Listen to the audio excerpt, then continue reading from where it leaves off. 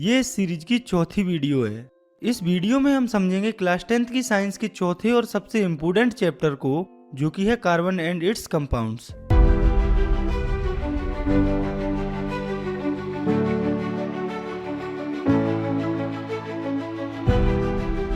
तो आप अपने आसपास नज़र घुमाइए। मोस्टली चीज़ें जो आप देखेंगे वो कार्बन बेस्ड होंगी, यानी कि कार्बन से बनी होंगी। इसके साथ जितने भी लिविंग बींग्स होते हैं सब में कार्बन प्रेजेंट होता है। लेकिन वहीं पर अगर हम देखें तो जो कार्बन का अमाउंट होता है अर्थ क्रस्ट और एटमॉस्फेयर में, वो काफ़ी कम होता है। अर्थ क्रस्ट में अराउंड 0.02% कार्बन होता है मिनरल्स जैसे कि कार्बोनेट्स, हाइड्रोजन कार्बोनेट्स, कोल और पेट्रोलियम के फॉर्म में। वहीं पर जो एटमॉस्फेयर होता है उसमें 0.03% कार्बन होता है, जो कि मेनली कार्बन डाइऑक्साइड के फॉर्म में होता है। तो अब आप सोचिए कि कार्बन तो इतना कम क्वांटिटी में प्रेजेंट होता है नेचर में, फिर भी इसे इतना इम्पोर्टेंट क्यों समझा जा रहा है कि इस पर हम पूरा का पूरा चैप्टर पढ़ रहे हैं। तो ये सब कार्बन की कुछ स्पेशल प्रॉपर्टीज की वजह से होता है जो उसमें होती हैं। इस चैप्टर में आगे हमें उन्हीं प्रॉपर्टीज की बात करनी है जो कार्बन को इतना इम्पोर्टेंट बनाती हैं हमारे लिए। तो सबसे पहले है bonding in carbon, the covalent bond, यानी कि कार्बन के अंदर का बॉन्ड जो कि होता है कोवेलेंट बॉन्ड। तो पिछले chapter metal and non metals में हमने आयोनिक बॉन्ड और आयोनिक कंपाउंड्स के बारे में पढ़ा था, और हमने देखा था कि आयोनिक कंपाउंड्स का मेल्टिंग और बॉइलिंग पॉइंट काफ़ी हाई होता है और ये इलेक्ट्रिसिटी को भी कंडक्ट करते हैं। वहीं पर अगर हम बात करते हैं कार्बन के कंपाउंड्स की प्रॉपर्टीज़ की, तो वो बिल्कुल इनकी अपोजिट होती हैं। जैसे कि इनका मेल्टिंग और बॉइलिंग पॉइंट काफ़ी कम होता है आयोनिक कंपाउंड्स के कंपैरिजन में। तो यहाँ से हम ये कंक्लूड कर सकते हैं कि कोवेलेंट कंपाउंड्स के मॉलिक्यूल्स के बीच में फोर्स ऑफ अट्रैक्शन कम होता है, तभी तो इनका मेल्टिंग और बॉइलिंग पॉइंट काफ़ी कम होता है। इसके साथ कोवेलेंट कंपाउंड्स इलेक्ट्रिसिटी को कंडक्ट नहीं करते। तो ये कंपाउंड्स इलेक्ट्रिसिटी को कंडक्ट नहीं करते मतलब कि इनमें आयंस फॉर्म नहीं होते, क्योंकि अगर कोवेलेंट कंपाउंड्स में आयंस फॉर्म होते तो वे भी इलेक्ट्रिसिटी को कंडक्ट करते। तो आप कार्बन एलिमेंट पर नजर डालिए। कार्बन का एटॉमिक नंबर होता है 6। इसकी इलेक्ट्रॉनिक कॉन्फ़िगरेशन होती है 2-4, कुछ इस तरह से। तो हम जानते हैं, हमने पिछली क्लास में पढ़ा है कि हर एक एलिमेंट अपने आउटर मोस्ट सेल को कम्प्लीटली भरना चाहता है और स्टेबल होना चाहता है। एलिमेंट्स स्टेबल होने के लिए अपने आउटर मोस्ट सेल से या तो इलेक्ट्रॉन्स को गेन करते हैं या लूज करते हैं। कहने का मतलब है कि हर एक एलिमेंट अपने आउटर मोस्ट सेल को कम्प्लीटली फिल करना चाहता है। जैसे कि कार्बन के केस में उसके आउटर मोस्ट सेल में 4 इलेक्ट्रॉन्स होते हैं। तो कार्बन एलिमेंट स्टेबल होने के लिए या तो अपने 4 इलेक्ट्रॉन्स को लूज कर सकता है या फिर 4 अदर इलेक्ट्रॉन्स को गेन कर सकता है। तो अब आप देखिए कि क्या होगा जब कार्बन 4 इलेक्ट्रॉन्स को लूज करेगा और गेन करेगा। तो अगर कार्बन 4 इलेक्ट्रॉन्स को गेन कर लेता है तो वो C4 नेगेटिव एनायन फॉर्म करेगा। तो अब आप देखिए, कार्बन ने 4 अदर इलेक्ट्रॉन्स को गेन कर लिया और कार्बन में प्रोटॉन होते हैं 6। लेकिन जब कार्बन 4 अदर इलेक्ट्रॉन्स को गेन कर लेगा तो कार्बन में टोटल 10 इलेक्ट्रॉन्स हो जाएंगे, और किसी भी 6 प्रोटॉन वाले न्यूक्लियस के लिए काफी मुश्किल होगा 10 इलेक्ट्रॉन्स को होल्ड करना, क्योंकि कार्बन एलिमेंट्स में 4 इलेक्ट्रॉन एक्स्ट्रा हो जाएंगे। तो अगर कार्बन 4 इलेक्ट्रॉन्स को गेन करता है तो वो C4 नेगेटिव एनायन फॉर्म करेगा। लेकिन ये कार्बन जिसमें 6 प्रोटॉन है उसके लिए काफी डिफिकल्ट होगा 10 इलेक्ट्रॉन्स को होल्ड करना, क्योंकि 4 इलेक्ट्रॉन्स को गेन करने से कार्बन एलिमेंट में 4 एक्स्ट्रा इलेक्ट्रॉन्स हो जाएंगे, जिससे 6 प्रोटॉन वाले न्यूक्लियस के लिए काफी डिफिकल्टी हो जाएगी 10 इलेक्ट्रॉन्स को होल्ड करना। वहीं पर अगर कार्बन एलिमेंट स्टेबल होने के लिए 4 इलेक्ट्रॉन्स को लूज करता है तो वो C4 पॉजिटिव कैटायन फॉर्म करेगा। लेकिन यहाँ भी दिक्कत ये है कि एक साथ 4 इलेक्ट्रॉन्स को लूज करने के लिए काफी ज्यादा एनर्जी की जरूरत होती है, और हम जनरली ये एनर्जी दे भी नहीं सकते हैं। और अगर हम ये एनर्जी दे भी देते हैं तो 4 इलेक्ट्रॉन्स के लूज से कार्बन में बस 2 ही इलेक्ट्रॉन बचेंगे, जिससे कि पूरा का पूरा कार्बन एलिमेंट डिसबैलेंस हो जाएगा। तो अब आप देखिए, प्रैक्टिकली तो कार्बन ना ही इलेक्ट्रॉन्स को लूज करके और ना ही इलेक्ट्रॉन्स को गेन करके स्टेबल हो सकता है, क्योंकि अभी हमने देखा कि अगर कार्बन 4 इलेक्ट्रॉन्स को गेन करता है तो वो डिसबैलेंस हो जाता है, और वो अगर 4 इलेक्ट्रॉन्स को लूज करता है तो 4 इलेक्ट्रॉन्स को एक साथ लूज करना प्रैक्टिकली पॉसिबल नहीं है। तो कहने का मतलब ये है कि कार्बन इलेक्ट्रॉन्स को गेन करके और लूज रहे एलिमेंट के एटम्स के साथ, सिर्फ कार्बन ही नहीं, काफी सारे और भी ऐसे एलिमेंट्स होते हैं जो इलेक्ट्रॉन्स को शेयर करके स्टेबल होते हैं और मॉलिक्यूल्स फॉर्म करते हैं। जो इलेक्ट्रॉन्स शेयर होते हैं 2 एलिमेंट्स के बीच में, वो उन दोनों एलिमेंट्स से ही बिलोंग करते हैं, जिससे उन दोनों एलिमेंट्स को नोबल गैस कॉन्फ़िगरेशन अचीव करने में हेल्प होती है।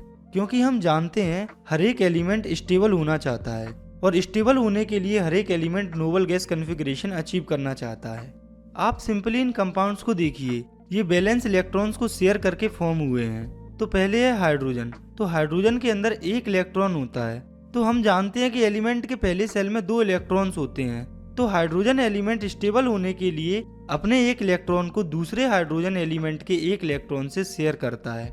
तो हमने अभी पढ़ा है कि 2 एलिमेंट्स के बीच में जो इलेक्ट्रॉन शेयर होते हैं वो इन दोनों एलिमेंट्स से बिलोंग करते हैं। तो जब 2 हाइड्रोजन अपने एक एक एलिमेंट को शेयर करते हैं तो वे H2 कंपाउंड फॉर्म कर लेते हैं, जिससे दोनों एलिमेंट्स के outer most shell completely fill हो जाते हैं। ऐसे ही आप इन और एलिमेंट्स को देखिए, जैसे कि ऑक्सीजन। इसमें आप देखिए 2 ऑक्सीजन के बीच में 4 इलेक्ट्रॉन शेयर हो रहे हैं। तो हम जानते हैं ऑक्सीजन एलिमेंट को 2 इलेक्ट्रॉन्स की जरूरत होती है। तो अब आप देखिए ये 2 ऑक्सीजन एलिमेंट अपने 2 इलेक्ट्रॉन्स को शेयर कर रहे हैं और O2 मॉलिक्यूल फॉर्म कर रहे हैं, जिससे इन दोनों का ही outer most shell completely fill हो रहा है। ऐसे ही आप कार्बन के एक कंपाउंड को देखिए जो कि है मीथेन। तो इसका फॉर्मूला होता है CH4। तो आप देखिए मीथेन में इस तरह से इलेक्ट्रॉन शेयर होते हैं। तो हम जानते हैं कि कार्बन को स्टेबल होने के लिए 4 इलेक्ट्रॉन्स की जरूरत होती है और यहाँ पर 4 हाइड्रोजन है। तो चारों हाइड्रोजन को भी स्टेबल होने के लिए एक एक इलेक्ट्रॉन की जरूरत होती है। तो अब आप देखिए कार्बन अपने 4 इलेक्ट्रॉन्स को चारों हाइड्रोजन के एक एक इलेक्ट्रॉन से शेयर करता है और CH4 जो कि होता है मीथेन वो कंपाउंड फॉर्म होता है, जिससे कार्बन एलिमेंट के और चारों हाइड्रोजन एलिमेंट के outer most shell completely fill हो जाते हैं। तो यहाँ पर कुछ इंपोर्टेंट पॉइंट हैं जो आपको समझना है कि अगर 2 सिमिलर या डिफरेंट एटम्स में एक पेयर इलेक्ट्रॉन शेयर होते हैं, यानी कि 2 इलेक्ट्रॉन शेयर होते हैं उनके बीच में, तो उसे सिंगल कोवेलेंट बॉन्ड कहते हैं। For example hydrogen. तो कहने का मतलब ये है कि 2 एटम्स के बीच में, चाहे वो सिमिलर एटम हो या डिफरेंट एटम्स हो, अगर उनके बीच में 2 इलेक्ट्रॉन शेयर होते हैं तो उसे सिंगल कोवेलेंट बॉन्ड कहा जाता है। और वहीं पर अगर 2 एटम्स के बीच में 2 पेयर इलेक्ट्रॉन शेयर हो रहे होते हैं, यानी कि 4 इलेक्ट्रॉन शेयर हो रहे होते हैं, तो उसे डबल कोवेलेंट बॉन्ड कहा जाता है। For example oxygen. वहीं पर अगर 2 एटम्स के बीच में 3 इलेक्ट्रॉन पेयर यानी कि 6 इलेक्ट्रॉन शेयर हो रहे होते हैं, तो उसे ट्रिपल कोवेलेंट बॉन्ड कहा जाता है। For example nitrogen molecule. तो सिंगल बॉन्ड या सिंगल कोवेलेंट बॉन्ड को सिंगल लाइन से रिप्रेजेंट किया जाता है 2 एटम्स के बीच में। वहीं पर जो डबल बॉन्ड होता है उसे 2 लाइन से रिप्रेजेंट किया जाता है दोनों एटम्स के बीच में, और जो ट्रिपल बॉन्ड होता है उसे 3 लाइन। ये जो कोवेलेंट बॉन्ड्स होते हैं, इनसे जो कंपाउंड्स फॉर्म होते हैं उन्हें कोवेलेंट कंपाउंड्स कहा जाता है। कोवेलेंट कंपाउंड्स के मेल्टिंग और बॉइलिंग पॉइंट काफी कम होते हैं और ये इलेक्ट्रिसिटी को भी कंडक्ट नहीं करते। इसका मेन रीजन ये है कि इनमें आयंस फॉर्म नहीं होते। तो जब चार्ज पार्टिकल्स ही फॉर्म नहीं होंगे तो ये इलेक्ट्रिसिटी को कैसे कंडक्ट करेंगे। तो अब कार्बन के बारे में हमने ये जान लिया कि ये स्टेबल होने के लिए इलेक्ट्रॉन्स को शेयर करता है और इसमें 4 वैलेंस इलेक्ट्रॉन होते हैं, यानी कि ये टेट्रावैलेंट होता है। तो कार्बन की बॉन्डिंग और कार्बन के कंपाउंड्स को समझने के बाद आगे हमें देखना है कार्बन के एलोट्रोप्स को। तो पहले तो आप ये समझें कि एलोट्रोप्स किसे कहा जाता है। तो वेरियस फिजिकल फॉर्म्स जिनमें कोई एलिमेंट एग्जिस्ट कर सकता है उसे एलोट्रोप्स कहा जाता है। जैसे जो कार्बन होता है उसके मेनली 2 एलोट्रोप्स होते हैं, डायमंड एंड ग्रेफाइट। ये जो एलोट्रोप्स होते हैं इनकी फिजिकल स्ट्रक्चर अलग होने की वजह से इन दोनों की फिजिकल प्रॉपर्टीज भी अलग होती हैं, लेकिन इनकी केमिकल प्रॉपर्टीज सेम होती हैं। तो दोनों ग्रेफाइट और डायमंड कार्बन एटम से फॉर्म होता है, लेकिन मेन डिफरेंस इनके अंदर इनकी एटम्स की अरेंजमेंट में होता है। जैसे जो डायमंड होता है उसके अंदर हर एक कार्बन एटम 4 दूसरे कार्बन एटम से बॉन्डेड होता है और उसमें रिगिड 3 डायमेंशनल स्ट्रक्चर फॉर्म होती है कुछ इस तरह से। वहीं पर ग्रेफाइट के अंदर हर एक कार्बन एटम बॉन्डेड रहता है 3 कार्बन एटम्स के साथ सेम प्लेन में हेक्सागोनल अरे के फॉर्म में, कुछ इस तरह से। इनमें से एक बॉन्ड डबल बॉन्ड होता है क्योंकि कार्बन की बैलेंसी को सेटिस्फाई करना होता है। तो डायमंड और ग्रेफाइट की इन्हीं डिफरेंट स्ट्रक्चर्स की वजह से इनकी फिजिकल प्रॉपर्टीज डिफरेंट होती हैं। जैसे कि डायमंड जो है वो काफी ज्यादा हार्ड होता है, ये हार्डेस्ट सब्सटेंस होता है अर्थ पर। वहीं पर जो ग्रेफाइट होता है वो स्मूथ एंड स्लिपरी होता है। इसके साथ ग्रेफाइट नॉन मेटल होने के बावजूद भी इलेक्ट्रिसिटी को कंडक्ट करता है। तो ये आप देख सकते हैं कि स्ट्रक्चर डिफरेंट होने के कारण कार्बन के ही 2 एलोट्रोप जो कि हैं ग्रेफाइट और डायमंड, वो किस तरह से एक दूसरे से डिफरेंट होते हैं, लेकिन इनकी केमिकल प्रॉपर्टीज सेम होती हैं। ये जो डायमंड्स होते हैं इन्हें हम खुद भी प्रिपेयर कर सकते हैं प्योर कार्बन को हाई टेम्परेचर एंड प्रेशर पर रखकर। और ये जो सिंथेटिक डायमंड्स हम प्रिपेयर करते हैं वो साइज में छोटे होते हैं नेचुरल डायमंड से। वैसे इनमें कोई डिफरेंस नहीं होता, ये सिर्फ साइज में छोटे होते हैं। अभी रिसेंट टाइम में कार्बन का एक नया एलोट्रोप डिस्कवर हुआ है। पहले इसको C60 के फॉर्म में आइडेंटिफाई किया गया था क्योंकि इसमें कार्बन एटम्स फुटबॉल की शेप में अरेंज थे, लेकिन साइंटिस्ट ने अभी इसे नाम दिया है बक वर्सेटाइल नेचर ऑफ कार्बन को। तो वर्सेटाइल नेचर का मतलब होता है इसकी एबिलिटी बॉन्ड फॉर्म करने की दूसरे एटम्स के साथ और ज़्यादा से ज़्यादा कार्बन कंपाउंड्स को फॉर्म करने की। यानी कि हम कह सकते हैं वर्सेटाइल नेचर का मतलब है कार्बन की ऐसी क्वालिटी जिससे वो ज़्यादा से ज़्यादा कंपाउंड्स फॉर्म कर पाते हैं। तो कार्बन जो है वो दो फैक्टर्स के कारण वर्सेटाइल होता है, जो कि है कैटिनेशन और टेट्रावेलेंसी। तो पहले हम समझते हैं कैटिनेशन को। तो कार्बन के अंदर एक एबिलिटी होती है दूसरे कार्बन एटम से जुड़ने की और लॉन्ग चेन और लार्ज मॉलिक्यूल्स फॉर्म करने की। कार्बन की इसी प्रॉपर्टी को कैटाइनेशन कहा जाता है। तो कार्बन के अलावा कोई और एलिमेंट इतनी ज्यादा कैटिनेशन की प्रॉपर्टी शो नहीं करता है। तो आप बस इतना याद रखें कि कार्बन के अंदर ही दूसरे कार्बन एटम्स के साथ सबसे लंबे बॉन्ड्स बनाने की एबिलिटी होती है, जो कि किसी अदर एलिमेंट में नहीं होती। तो ये था कार्बन के वर्सेटाइल होने के पीछे पहला फैक्टर। वहीं पर बात करें हम दूसरे फैक्टर की, तो वो है टेट्रावैलेंसी। तो हम जानते हैं कि कार्बन की वैलेंसी होती है 4। तो इसका मतलब है कि कार्बन 4 अदर कार्बन एटम्स या 4 अदर मोनोवैलेंट एलिमेंट्स के साथ बॉन्ड फॉर्म कर सकता है, जैसे oxygen, hydrogen, nitrogen, sulphur, chlorine या और भी कई एलिमेंट्स के साथ। तो कार्बन टेट्रावैलेंट होने के कारण काफी सारे एलिमेंट्स के साथ बॉन्ड फॉर्म कर पाता है। और कार्बन जिन एलिमेंट्स के साथ बॉन्ड फॉर्म करके जो कंपाउंड्स बनाता है वो काफी स्टेबल होते हैं। यानी कि कार्बन के जो कंपाउंड्स होते हैं वो काफी स्टेबल होते हैं, और इसके पीछे का मेन रीजन होता है कार्बन का स्मॉल साइज का होना। तो अब हमने कार्बन की बॉन्डिंग, एलोट्रोप्स और वर्सेटाइल नेचर को समझ लिया है। इसके बाद अब हमें समझना है कार्बन के कंपाउंड्स के बारे में। तो कार्बन के कंपाउंड्स बेसिकली 2 टाइप्स के होते हैं, जो कि है सैचुरेटेड कार्बन कंपाउंड्स और अनसैचुरेटेड कार्बन कंपाउंड्स। तो सैचुरेटेड कार्बन कंपाउंड्स वे कंपाउंड्स होते हैं जिनमें सिर्फ सिंगल बॉन्ड होता है कार्बन एटम्स के बीच में। वहीं पर अनसैचुरेटेड हाइड्रोकार्बन्स वो होते हैं जिनके अंदर डबल या ट्रिपल बॉन्ड होता है कार्बन एटम्स के बीच में। तो जो सैचुरेटेड कंपाउंड्स होते हैं वो जनरली कम रिएक्टिव होते हैं, वहीं पर अनसैचुरेटेड कार्बन कंपाउंड्स ज़्यादा रिएक्टिव होते हैं सैचुरेटेड कंपाउंड से। तो कार्बन कंपाउंड्स मेनली या मेजरली सिर्फ कार्बन और हाइड्रोजन से बने होते हैं और उन्हें हाइड्रोकार्बन्स कहा जाता है। इनमें से जो सैचुरेटेड हाइड्रोकार्बन्स होते हैं, यानी वे हाइड्रोकार्बन्स जिनमें कार्बन कार्बन के बीच में सिंगल बॉन्ड होता है, उन्हें एल्केन्स कहा जाता है। वहीं पर जो अनसैचुरेटेड हाइड्रोकार्बन्स होते हैं उन्हें एल्कीन्स और एल्काइंस कहा जाता है। एल्कीन्स वो होती हैं जिनमें डबल बॉन्ड होता है कार्बन कार्बन के बीच में, वहीं पर एल्काइंस वो होते हैं जिनमें ट्रिपल बॉन्ड होता है कार्बन कार्बन के बीच में। एल्कीन्स का जनरल फॉर्मूला होता है CnH2n और एल्काइंस का जनरल फॉर्मूला होता है CnH2n-2। तो आप इस टेबल को देखिए, इसमें एल्केन, एल्कीन्स और एल्काइंस के लगातार कुछ कंपाउंड्स हैं। तो आप देख सकते हैं एल्केन्स वाले सभी कंपाउंड CnH2n+2 वाले फॉर्मूले पर बेस्ड हैं, जैसे कि CH4, C2H4, C3H8, C4H10 etc। वहीं पर जो एल्कीन्स के सभी कंपाउंड्स हैं वो CnH2n वाले फॉर्मूले पर बेस्ड है, जैसे कि C2H4, C3H6, C4H8, C5H10 etc। ये जो एल्कीन्स होती हैं इसमें एक कार्बन वाला कंपाउंड नहीं होता, क्योंकि कार्बन कार्बन में डबल बॉन्ड होने के लिए कम से कम 2 कार्बन तो होने ही चाहिए। ऐसे ही बात करें अगर हम एल्काइंस की, तो इसके सभी कंपाउंड CnH2n-2 पर बेस्ड होते हैं, जैसे कि C2H2, C3H4, C4H6, C5H8 etc। तो इन तीनों एल्केन्स, एल्कीन्स और एल्काइंस में आप देख सकते हैं कि ये सभी आपस में CH2 यूनिट से डिफर कर रहे हैं। और बेसिकली इस सीरीज को, जो कि CH2 यूनिट से डिफर कर रही है आपस में, उसे होमोलोगस सीरीज कहा जाता है। तो होमोलोगस सीरीज एक ग्रुप होता है ऑर्गेनिक कंपाउंड्स का जिनका स्ट्रक्चर और केमिकल प्रॉपर्टीज सेम होती है, जिनमें सक्सेसिव कंपाउंड्स यानी कि लगातार कंपाउंड CH2 यूनिट से डिफर करते हैं। होमोलोगस सीरीज के बारे में एक इम्पोर्टेंट पॉइंट है कि जैसे जैसे हम होमोलोगस सीरीज में अंदर या नीचे की तरफ जाते हैं तो कंपाउंड्स का मॉलिक्यूलर मास बढ़ता है, जिससे उनकी फिजिकल प्रॉपर्टीज में हमें ग्रेडेशन देखने को मिलता है। तो कहने का मतलब है कि होमोलोगस सीरीज में हम जैसे जैसे नीचे की तरफ जाते हैं तो हमें फिजिकल प्रॉपर्टीज में ग्रेडेशन देखने को मिलता है, यानी कि बढ़ावा देखने को मिलता है। वहीं पर जो केमिकल प्रॉपर्टीज रहती हैं वो सेम रहती हैं होमोलोगस सीरीज में, क्योंकि जो केमिकल प्रॉपर्टीज होती हैं वो मेनली फंक्शनल ग्रुप पर डिपेंड करती हैं, और जिन कंपाउंड्स में फंक्शनल ग्रुप नहीं होते हैं उनकी केमिकल प्रॉपर्टीज पूरे होमोलोगस सीरीज में सेम ही रहती है, उनमें ग्रेडेशन हमें देखने को नहीं मिलता है। होमोलोगस सीरीज को समझने के बाद अब हम समझते हैं फंक्शनल ग्रुप्स को।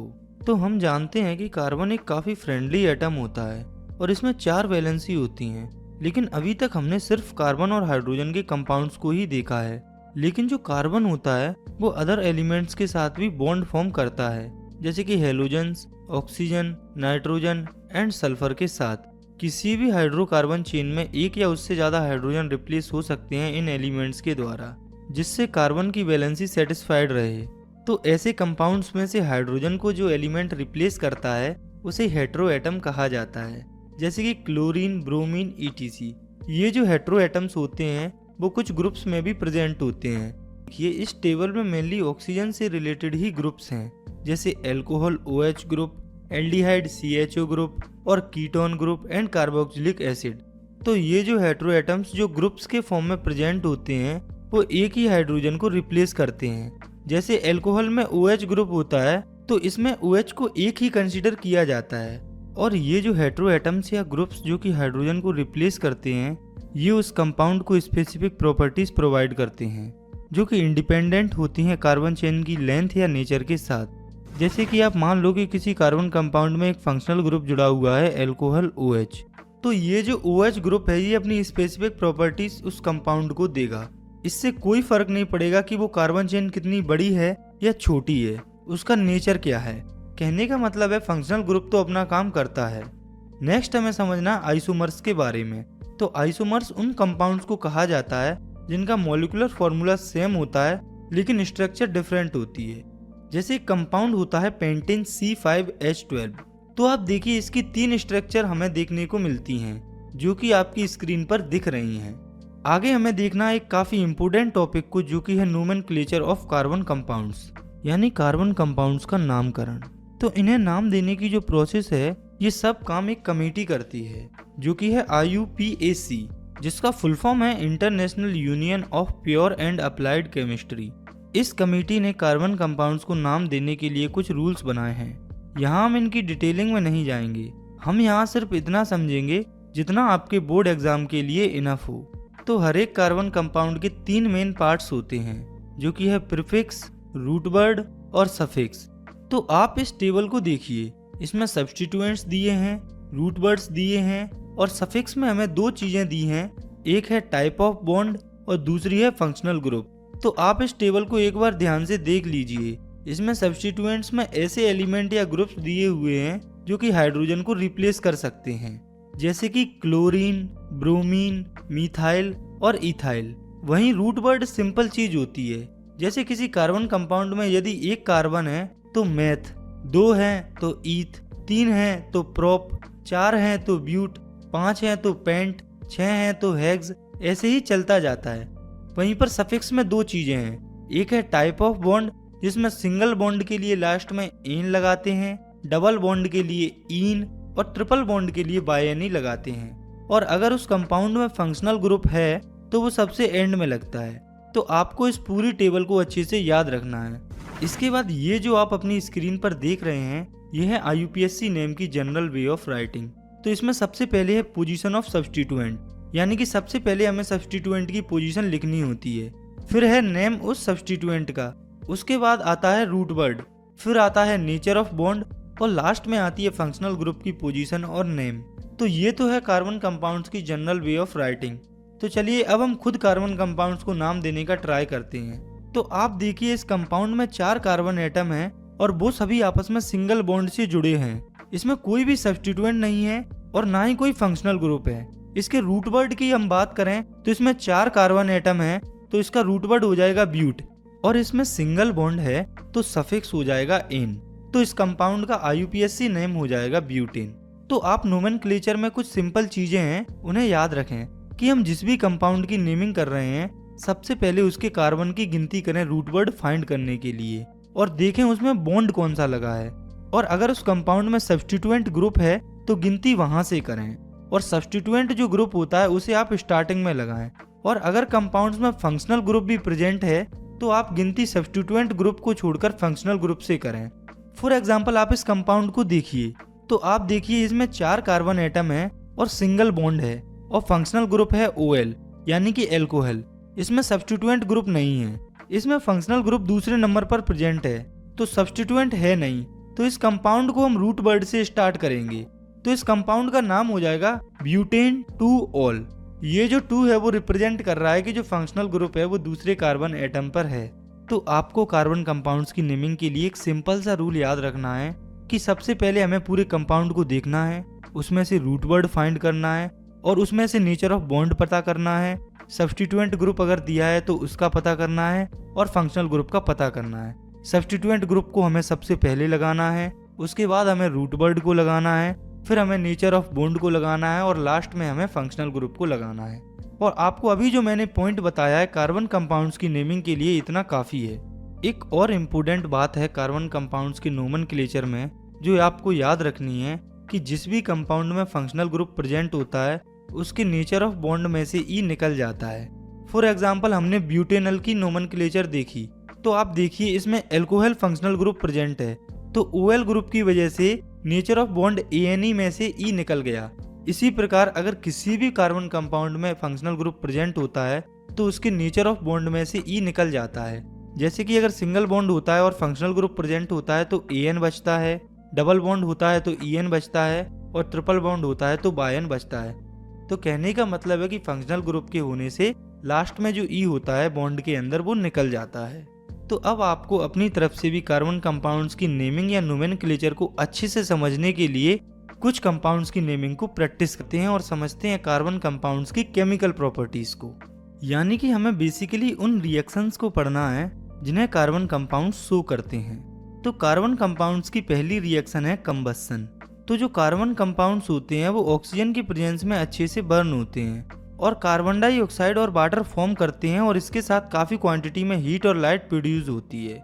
और कार्बन के कंपाउंड्स के जलने पर काफी हीट और लाइट प्रोड्यूस होती है, इसलिए हम ज्यादातर कार्बन कंपाउंड्स को एज अ फ्यूल यूज करते हैं। कार्बन कंपाउंड्स में जो सैचुरेटेड कंपाउंड्स या सैचुरेटेड हाइड्रोकार्बन्स होते हैं वो हमेशा क्लीन ब्लू फ्लेम के साथ जलते हैं। वहीं पर जो अनसैचुरेटेड हाइड्रोकार्बन्स होते हैं वो येलो फ्लेम के साथ जलते हैं, साथ में काफी सारा ब्लैक स्मोक भी निकलता है। तो ये कोल, पेट्रोलियम ये सब कार्बन के ही कंपाउंड्स होते हैं और इन्हें एज अ फ्यूल यूज किया जाता है। और क्यों किया जाता है ये अभी हम देख चुके हैं कि कार्बन कंपाउंड्स बर्न होते समय काफी ज्यादा क्वांटिटी में हीट रिलीज करते हैं। इसके बाद हम शॉर्ट में ही देख लेते हैं कि ये जो कोल और पेट्रोलियम होता है वो फॉर्म कैसे होता है। तो जो कोल और पेट्रोलियम होते हैं वो बायोमास से फॉर्म होते हैं जो कि काफी सारी बायोलॉजिकल और जियोलॉजिकल प्रोसेस से निकलती है। जैसे कि जो कोल होता है वो ऐसे फॉर्म होता है कि काफी मिलियंस ईयर पहले यानी कि लाखों साल पहले काफी एनिमल्स, प्लांट्स, फर्न्स मर गए होंगे और वे अर्थ में क्रश्ड हो गए होंगे, प्रोबेबली किसी अर्थक्वेक या वोल्केनिक इरप्शंस की वजह से। फिर जैसे जैसे टाइम निकला होगा उन पर और ज्यादा लेयर्स चढ़ गई होंगी मिट्टी की या रॉक्स की और वे धीरे धीरे कोल में कन्वर्ट हो गई होंगी। ऐसे ही जो ऑयल और गैस होती है वो भी सी में मिलियंस ऑफ ईयर पहले रहने वाले प्लांट्स और एनिमल्स से फॉर्म हुए हैं। वो काफी टाइम पहले मर गए होंगे, फिर सी के अंदर स्लिट से कवर हो गए होंगे। फिर बैक्टीरिया ने डेड रिमेन्स को अटैक किया होगा जिससे वो ऑयल और गैस में कन्वर्ट हो गए होंगे हाई प्रेशर के कारण। इसके बाद नेक्स्ट हमें देखनी है कार्बन कंपाउंड्स की अगली केमिकल रिएक्शन जो कि है ऑक्सीडेशन रिएक्शन। तो ऑक्सीडेशन रिएक्शन के बारे में तो हम ऑलरेडी पहले चैप्टर में पढ़ चुके हैं। तो कार्बन जो होता है वो इजीली ऑक्सीडाइज हो जाता है कंबस्शन पर। इस रिएक्शन में एग्जाम पॉइंट ऑफ व्यू से अगर कोई इंपोर्टेंट रिएक्शन है तो वो है ऑक्सीडाइजिंग एजेंट। तो हम जानते हैं कि कुछ सब्सटेंस कैपेबल होते हैं दूसरे सब्सटेंस में ऑक्सीजन ऐड करने के लिए, उन्हें ऑक्सीडाइजिंग एजेंट कहा जाता है। जैसे कि एक ऑक्सीडेशन रिएक्शन है जिसमें अल्कोहल ऑक्सीडाइज हो रहा है एसिड में, तो उसमें एल्केनाइन पोटेशियम परमैंगनेट या acidified potassium dichromate as a oxidising agent use होता है जो कि अल्कोहल को एसिड में कन्वर्ट करता है। तो आप लोगों को ये दोनों ऑक्सीडाइजिंग एजेंट का नाम अच्छे से याद रखना है। ये क्वेश्चन कई बार एग्जाम में पूछा गया कि अल्कोहल से एसिड में कन्वर्ट होने की प्रोसेस में कौन सा ऑक्सीडाइजिंग एजेंट यूज होता है। इसके बाद कार्बन की अगली रिएक्शन है एडिशन रिएक्शन। तो ये वो रिएक्शन होती है जिसमें जो अनसैचुरेटेड हाइड्रोकार्बन होता है यानी कि डबल या ट्रिपल बॉन्ड वाला हाइड्रोकार्बन वो किसी कैटलिस्ट की प्रेजेंस में अपने अंदर और हाइड्रोजन को ऐड कर लेता है और सैचुरेटेड कंपाउंड बन जाता है। पहले आप समझिए कि कैटलिस्ट क्या होता है। तो कैटलिस्ट वो सब्सटेंस होते हैं जो कि रिएक्शन की स्पीड को कई गुना बढ़ा देते हैं बिना उसमें पार्ट लिए। तो कहने का मतलब है कि कैटलिस्ट जैसे कि पैलेडियम या निकल की वजह से अनसैचुरेटेड हाइड्रोकार्बन सैचुरेटेड हाइड्रोकार्बन में कन्वर्ट हो जाता है। ये जो एडिशन रिएक्शन होती है इसका यूज वेजिटेबल ऑयल के हाइड्रोजिनेशन में भी किया जाता है निकल कैटलिस्ट का यूज करके। तो वेजिटेबल ऑयल्स में जनरली लॉन्ग अनसैचुरेटेड चेन्स होती हैं। तो आप इस रिएक्शन को देखिए, इसमें यह है वेजिटेबल ऑयल और ये निकल कैटलिस्ट की प्रेजेंस में एनिमल फैट्स में कन्वर्ट हो जाते हैं जो कि सैचुरेटेड कार्बन चेन्स होती हैं। तो ये तो बात हुई एडिशन रिएक्शन की और उसके एग्जाम्पल की। लेकिन अगर हम जनरली देखें तो हमें खाने के लिए अनसैचुरेटेड वेजिटेबल ऑयल्स का ही यूज करना चाहिए क्योंकि ये हेल्दी होते हैं। आपने कई बार टीवी एड्स में देखा होगा कि हमें वेजिटेबल ऑयल्स खाने के लिए कहा जाता है, वहीं पर जो एनिमल फैट्स होते हैं जो कि हाइड्रोजनेशन रिएक्शन से वेजिटेबल ऑयल से फॉर्म हुए हैं उनमें सैचुरेटेड फैटी एसिड्स होते हैं जो कि हार्मफुल होते हैं हेल्थ के लिए। इसलिए हमें हमेशा अनसैचुरेटेड फैटी एसिड्स वाले ऑयल को यूज करना चाहिए कुकिंग के लिए। इसके बाद कार्बन कंपाउंड्स की चौथी रिएक्शन है सब्स्टिट्यूशन रिएक्शन। तो इस रिएक्शन में एक टाइप का एटम जो कि ज्यादा रिएक्टिव होता है वो दूसरे टाइप के एटम की जगह ले लेता है जो कि कम रिएक्टिव होता है किसी पर्टिकुलर कंपाउंड में। तो जो सैचुरेटेड हाइड्रोकार्बन्स होते हैं वो मोस्टली टाइम अनरिएक्टिव होते हैं और इनर्ट होते हैं ज्यादातर रिएजेंट्स के साथ। लेकिन सनलाइट की प्रेजेंस में इन सैचुरेटेड हाइड्रोकार्बन्स में क्लोरीन ऐड हो सकता है काफी फास्ट रिएक्शन में, और ये क्लोरीन हाइड्रोजन एटम्स को 1 बाय 1 रिप्लेस कर सकता है। मतलब कि हाइड्रोजन की जगह पर क्लोरीन सब्स्टिट्यूट हो सकता है सनलाइट की प्रेजेंस में। तो आप इस रिएक्शन को देखिए, इसमें मीथेन और क्लोरीन सनलाइट की प्रेजेंस में CH3Cl और हाइड्रोक्लोरिक एसिड फॉर्म कर रहे हैं। तो ये थी कार्बन कंपाउंड्स की कुछ केमिकल प्रॉपर्टीज और रिएक्शंस। आगे हमें देखना है कुछ इम्पोर्टेंट कार्बन कंपाउंड्स को। तो ऐसे काफी सारे कार्बन कंपाउंड्स होते हैं जो कि हमारे लिए काफी इम्पोर्टेंट, यूजफुल, वैल्यूएबल और कमर्शियली इम्पोर्टेंट होते हैं। लेकिन यहाँ हमें इस चैप्टर में केवल 2 ही ऐसे कंपाउंड्स को देखना है जो कि है इथेनॉल एंड इथेनोइक एसिड। तो सबसे पहले हम देखते हैं इथेनॉल को। तो इथेनॉल एक कार्बन कंपाउंड होता है जो कि लिक्विड होता है रूम टेम्परेचर पर। इसको इथाइल अल्कोहल भी कहा जाता है, कॉमनली इसको अल्कोहल कहा जाता है, और ये एक्टिव इंग्रेडिएंट होता है सभी अल्कोहलिक ड्रिंक्स में। इसके साथ ये काफी अच्छा सॉल्वेंट होता है। इसका यूज मेडिसिन जैसे कि टिंचर, आयोडीन, कफ सीरस एटसेट्रा को बनाने में किया जाता है। इसके साथ ये वाटर में सोल्यूबल होता है सभी प्रोपोर्शंस में। और अगर हम काफी स्मॉल क्वांटिटी में भी डाइल्यूट इथेनॉल को कंज्यूम कर लेते हैं तो हमें नशा हो जाता है, और इसकी प्रैक्टिस को कंडेम किया गया है क्योंकि अल्कोहल काफी एडिक्टिव होती है। लेकिन ये फिर भी हमारी समाज में काफी ज्यादा पी जाती है। लंबे समय तक डाइल्यूट अल्कोहल के कंजप्शन से हमें काफी सारी हेल्थ प्रॉब्लम्स हो सकती हैं। यहाँ पर आपको याद रखना है कि ये डाइल्यूट अल्कोहल को पीने की बात हो रही है। डाइल्यूट अल्कोहल मतलब ऐसी अल्कोहल जिसमें पानी मिला हो, डाइल्यूट हो यानी कि पतली हो, क्योंकि जो प्योर इथेनॉल होती है जिसे एब्सोल्यूट अल्कोहल भी कहा जाता है उसका काफी कम क्वांटिटी में भी कंजप्शन हमारी जान ले सकती है। इथेनॉल की बेसिक प्रॉपर्टीज को समझने के बाद अब हम देखते हैं इनकी केमिकल प्रॉपर्टीज को। तो इनकी पहली प्रॉपर्टी या रिएक्शन है रिएक्शन विद सोडियम। तो जो इथेनॉल या अल्कोहल होता है वो सोडियम के साथ रिएक्ट करके सोडियम इथोऑक्साइड फॉर्म करता है और साथ में हाइड्रोजन रिलीज होती है। दूसरी रिएक्शन है reaction to give unsaturated hydrocarbon. तो जब इथेनॉल को हीट किया जाता है 443 केल्विन पर एक्सेस कंसंट्रेटेड सल्फ्यूरिक एसिड के साथ, तो इथेनॉल का डिहाइड्रेशन हो जाता है और इथेनॉल इथीन में कन्वर्ट हो जाता है। यहाँ पर एग्जाम पॉइंट ऑफ व्यू से इम्पोर्टेंट ये है कि जो कंसंट्रेटेड सल्फ्यूरिक एसिड होता है उसको as a dehydrating agent use किया जाता है जो कि इथेनॉल से वाटर को रिमूव करता है। तो अभी हमने अल्कोहल के बारे में पढ़ा है, तो अब हम देखते हैं कि ये अल्कोहल कैसे लिविंग बींग्स को अफेक्ट करता है। तो जब हम लार्ज क्वांटिटी में इथेनॉल को कंज्यूम करते हैं तो ये हमारी मेटाबॉलिक प्रोसेस को स्लो कर देता है और ये सेंट्रल नर्वस सिस्टम को डिप्रेस कर देता है, जिसकी वजह से कोऑर्डिनेशन में दिक्कत आती है, मेंटल कंफ्यूजन होता है और इंडिविजुअल रिलैक्स फील करता है। उसके सेंस ऑफ जजमेंट को रियलाइज नहीं कर पाता है और ये काफी एडिक्टिव होती है, इसकी लत लग जाती है। इसलिए आपने कभी किसी शराबी को देखा होगा तो आपने नोटिस किया होगा कि वह हर टाइम शराब की जुगाड़ में लगा रहता है। तो जैसे इथेनॉल होता है वैसे ही एक और कंपोनेंट होता है मीथेनॉल।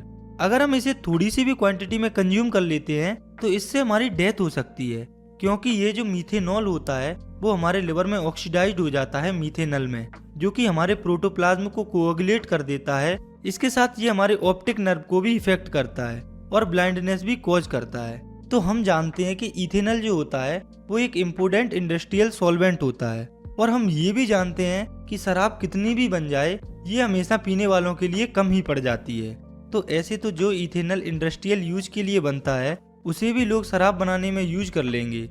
तो इंडस्ट्रियल यूज के लिए इथेनॉल को बचाने के लिए इसे ड्रिंकिंग के लिए अनफिट बनाया जाता है, इसमें पॉइजनस सब्सटेंस जैसे कि मीथेनॉल को ऐड करके। कभी कभी डाइस भी यूज की जाती हैं अल्कोहल को ब्लू कलर देने के लिए, जिससे कि ये कंफर्म किया जा सके कि ये अल्कोहल ड्रिंकिंग के लिए नहीं है। और जो अल्कोहल ड्रिंकिंग के लिए नहीं होती है उसे डीनेचर्ड अल्कोहल कहा जाता है। इसके साथ ये जो इथेनॉल या अल्कोहल होता है इसको कुछ कंट्रीज एज अ फ्यूल भी यूज करने लगी हैं पेट्रोल में मिक्स करके, क्योंकि ये सफिशिएंट एयर में बर्न होने पर सिर्फ कार्बन डाइऑक्साइड और वाटर ही फॉर्म करती है। इथेनॉल के बाद दूसरा कार्बन कंपाउंड जो कि हमें समझना है वो है इथेनोइक एसिड। तो इथेनोइक एसिड को कॉमनली एसिटिक एसिड भी कहा जाता है, जो कि एक ग्रुप ऑफ एसिड से बिलोंग करता है जिसे कार्बोक्सिलिक एसिड कहा जाता है। यानी कि 5 to 8% एसिटिक एसिड वाटर के अंदर विनेगर कहा जाता है, जिसे हम एज अ प्रिजर्वेटिव यूज करते हैं पिकल्स में। तो जो प्योर इथेनोइक एसिड होता है उसका मेल्टिंग पॉइंट होता है 290 केल्विन। यहाँ आप ध्यान दीजिए कि ये टेम्परेचर केल्विन में है, यानी कि इसका मेल्टिंग पॉइंट काफी कम होता है, और विंटर सीजन में कोल्ड क्लाइमेट्स वाली जगह पर ये फ्रीज हो जाता है, जिससे इसका एक और नाम पड़ा है glacial acetic acid. Ethanoic acid या एसिटिक एसिड जो है वो एसिड के ग्रुप से बिलोंग करते हैं और इनमें एसिडिक नेचर भी होता है, लेकिन ये अदर मिनरल एसिड्स जैसे कि HCl की तरह कम्प्लीटली आयोनाइज नहीं होते, क्योंकि ये वीक एसिड्स होते हैं। इसके बाद है इथेनोइक एसिड की केमिकल रिएक्शन। पहली रिएक्शन है ईस्टेरिफिकेशन रिएक्शन। तो इस रिएक्शन में ईस्टर फॉर्म होता है। तो जब इथेनोइक एसिड रिएक्ट करता है एब्सोल्यूट अल्कोहल के साथ किसी एसिड कैटलिस्ट की प्रेजेंस में तो ईस्टर फॉर्म होता है, जैसा कि आप इस रिएक्शन में देख सकते हैं। तो generally Easter sweet smelling substance होते हैं, यानी कि इनकी खुशबू स्वीट होती है, इसलिए इनको परफ्यूम्स बनाने में और as a flavouring agent use किया जाता है। तो अभी हमने देखा एसिड कैटलिस्ट की प्रेजेंस में इथेनॉल और इथेनोइक एसिड की रिएक्शन से ईस्टर फॉर्म होता है। अगर हम इस ईस्टर को सोडियम हाइड्रोक्साइड से ट्रीट कर देते हैं तो ये दोबारा से अल्कोहल और कार्बोक्सिलिक एसिड के सोडियम सॉल्ट्स में टूट जाता है। इस रिएक्शन को सोपेनिफिकेशन रिएक्शन भी कहा जाता है, क्योंकि सोप्स की फॉर्मेशन में यही रिएक्शन यूज होती है। तो ये आप इस रिएक्शन को देखिए, इसमें ये ईस्टर सोडियम हाइड्रोक्साइड की प्रेजेंस में इथेनॉल और sodium salts of ethanoic acid में कन्वर्ट हो रहा है, और यही जो रिएक्शन है वो सोप के फॉर्मेशन में होती है। तो जो सोप्स होते हैं वो सोडियम या पोटेशियम सॉल्ट्स होते हैं लॉन्ग चेन कार्बोक्सिलिक एसिड के। सोप्स के बारे में हम अगले टॉपिक में जानेंगे। अभी हमें देखना है इथेनोइक एसिड की दूसरी रिएक्शन को, जो कि है रिएक्शन विद बेस। तो जनरली मिनरल एसिड्स की तरह इथेनोइक एसिड भी बेस जैसे कि सोडियम हाइड्रोक्साइड से रिएक्ट करता है, और सॉल्ट जैसे कि सोडियम इथोनेट, जिसे कॉमनली सोडियम एजिटेट भी कहा जाता है, वो फॉर्म होता है, और साथ में वाटर भी फॉर्म होता है, जैसा कि आप इस रिएक्शन में देख सकते हैं। इथेनोइक एसिड की तीसरी रिएक्शन है reaction with carbonates and hydrogen carbonates. तो इथेनोइक एसिड कार्बोनेट्स और हाइड्रोजन कार्बोनेट्स दोनों के साथ ही रिएक्ट करके सॉल्ट, कार्बन डाइऑक्साइड और वाटर फॉर्म करते हैं। तो जो सॉल्ट कॉमनली फॉर्म होता है वो है सोडियम एसीटेट, जैसा कि आप इन दोनों रिएक्शन में देख सकते हैं। तो कहने का मतलब है इथेनोइक एसिड्स और हाइड्रोजन कार्बोनेट्स के साथ रिएक्ट करके सोडियम एसीटेट सॉल्ट, वाटर और कार्बन डाइऑक्साइड फॉर्म करते हैं। तो सोप्स के बारे में हमने थोड़ी देर पहले ही देखा है कि ये सोडियम या पोटेशियम सॉल्ट्स होते हैं लंबी चेन कार्बोक्सिलिक एसिड के, जिनकी क्लींजिंग प्रॉपर्टीज होती हैं वाटर के अंदर। तो कहने का मतलब है कि सोप्स के अंदर कार्बन चेन्स काफी लंबी होती हैं, उनमें 1-2 कार्बन एटम नहीं बल्कि काफी सारे कार्बन एटम्स होते हैं। इसका एग्जाम्पल है सोडियम स्टीरेट, जिसका फॉर्मूला होता है C17H35COONA। तो आप देख सकते हैं कि सोप्स में कितनी लंबी कार्बन चेन होती है। इसका जनरल रिप्रेजेंटेशन होता है RCOONA। यहाँ पर ये जो R है वो इस हाइड्रोकार्बन C17H35 को रिप्रेजेंट कर रहा है। ऐसे ही जो डिटर्जेंट होते हैं वो पोटेशियम या सोडियम सॉल्ट्स होते हैं लॉन्ग एल्काइल चेन की सल्फोनेट ग्रुप के साथ। For example sodium lauryl sulphate, जिसका फॉर्मूला होता है C12H25SO4Na। तो आपको सोप्स और डिटर्जेंट्स दोनों के नाम और एग्जाम्पल को अच्छे से याद रखना है। तो सोप का नाम होता है सोडियम स्टीरेट और डिटर्जेंट्स का नाम है सोडियम लोरल सल्फेट। तो हम सोप या डिटर्जेंट दोनों के ही मॉलिक्यूल्स की बात करें तो दोनों के ही मॉलिक्यूल्स में दो पार्ट्स होते हैं, जो कि है हाइड्रोफिलिक पार्ट और hydrophobic part. Hydrophilic part water loving part होता है, यानी कि ये पार्ट वाटर से जुड़ता है। दूसरा है हाइड्रोफोबिक पार्ट, तो ये वो पार्ट होता है जो कि वाटर से दूर भागता है। तो चलिए अब हम सॉल्ट का एक एग्जाम्पल लेते हैं। तो ये है सोप, जिसका फॉर्मूला है RCOONA, और ये वाटर में जाके आयोनाइज हो जाता है RCOO नेगेटिव और Na पॉजिटिव में। तो आप इस पार्ट को देखिए, RCOO नेगेटिव, इसमें ये है लॉन्ग कार्बन चेन और ये है शॉर्ट आयोनिक एंड, जिसमें से कार्बन चेन जो कि हाइड्रोफोबिक होती है, यानी कि वो वाटर से दूर भागती है। वहीं पर आयोनिक एंड जो कि हाइड्रोफिलिक होता है, वो वाटर की तरफ जाता है। तो सोप मॉलिक्यूल में हमारे पास एक हाइड्रोफोबिक टेल है और एक हाइड्रोफिलिक हेड है। तो सोप को समझने के बाद अब हम देखते हैं इसकी क्लींजिंग एक्शन, मतलब कि ये क्लीनिंग कैसे करता है। तो अब आप इस डायग्राम को देखिए, यह है सोप मॉलिक्यूल्स वाटर के अंदर। आप यहाँ पर देख सकते हैं कि जो हाइड्रोफिलिक हेड है वो वाटर की तरफ है और ये जो हाइड्रोफोबिक टेल है वो वाटर से दूर दूर है। तो जब हम सोप सॉल्यूशन में गंदे कपड़ों को डालते हैं तो सोप का जो हाइड्रोफिलिक एंड होता है वो जुड़ जाता है वाटर के साथ, और जो हाइड्रोफोबिक एंड होता है वो वाटर से दूर भागता है और वो ऑयल और डर्ट से जुड़ जाता है। और जब हम इसे वॉश करते हैं तो ऑयल और डर्ट सोप सॉल्यूशन के साथ ही निकल जाती है।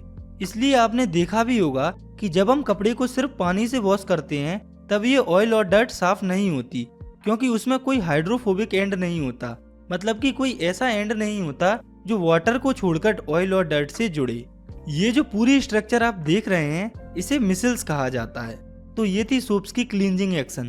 तो ये जो क्लींजिंग एक्शंस अभी आपने देखी है, ये सोप्स और डिटर्जेंट्स दोनों के लिए ही कॉमन होती है, क्योंकि दोनों में ही हाइड्रोफिलिक और हाइड्रोफोबिक पार्ट होते हैं। आगे हमें ये देखना है कि सोप्स हार्ड वाटर के अंदर क्यों काम नहीं करते हैं। तो ऐसा इसीलिए होता है क्योंकि हार्ड वाटर के अंदर कैल्शियम या मैग्नीशियम आयंस प्रेजेंट होते हैं, और ये आयंस जैसे ही सोप से रिएक्ट करते हैं ये स्कम फॉर्म करते हैं। तो स्कम जो है वो एक तरह से प्रेसिपिटेट होता है।